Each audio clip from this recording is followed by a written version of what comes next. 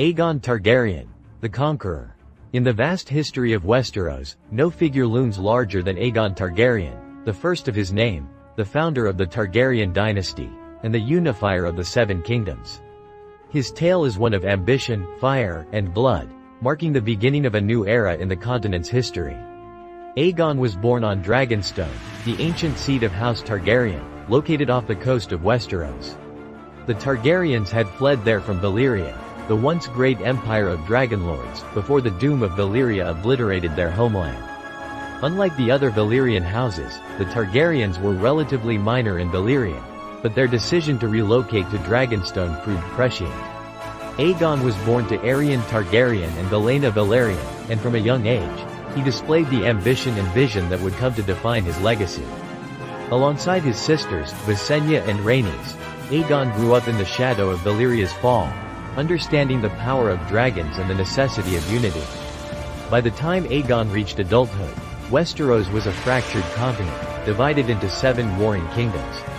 The Ironborn ruled the western shores, the Reach was a land of bounty ruled by House Gardener, the Stormlands were under the Baratheons, and the north was held by the Starks. The Riverlands, the Vale, Dorne, and the Westerlands each had their own rulers and internal conflicts. Aegon saw an opportunity in this fragmentation. He believed that a united Westeros under one ruler would be stronger and more prosperous. With his sisters by his side and their 3 dragons, Valerian, Vhagar, and Meraxes, Aegon set out to conquer the continent. Aegon began his conquest by landing at the mouth of the Blackwater Rush, where he constructed the wooden fort known as Aegonfort, which would later become the foundation for King's Landing. The first significant challenge came from the Storm King, Argilac Durrandon, who had offered his daughter in marriage to Aegon.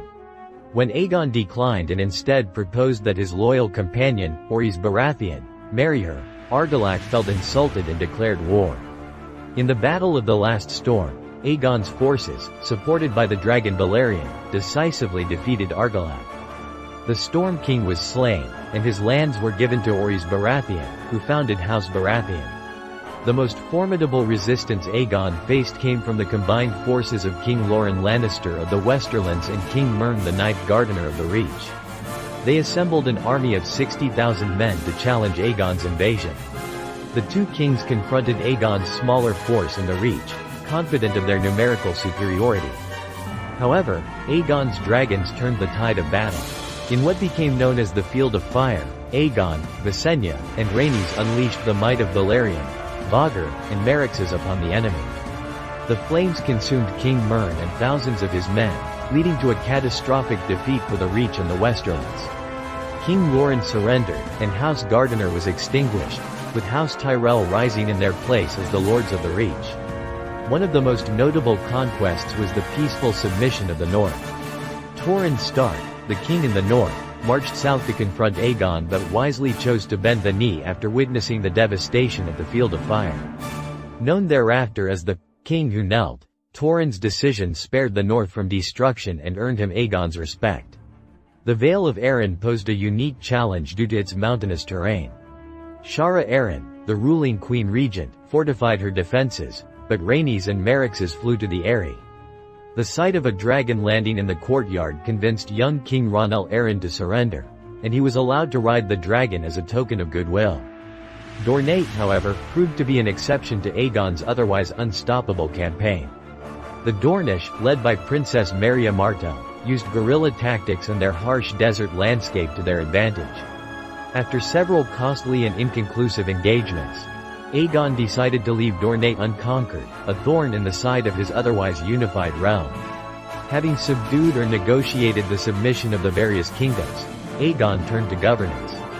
He established King's Landing as his capital, building a great red keep and setting the Iron Throne, forged from the swords of his defeated enemies, as the symbol of his rule.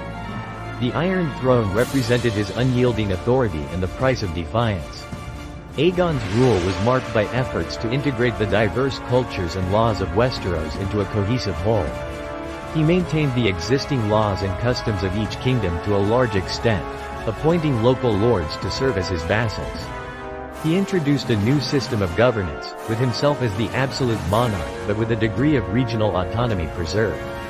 Aegon's conquest had lasting impacts on Westeros.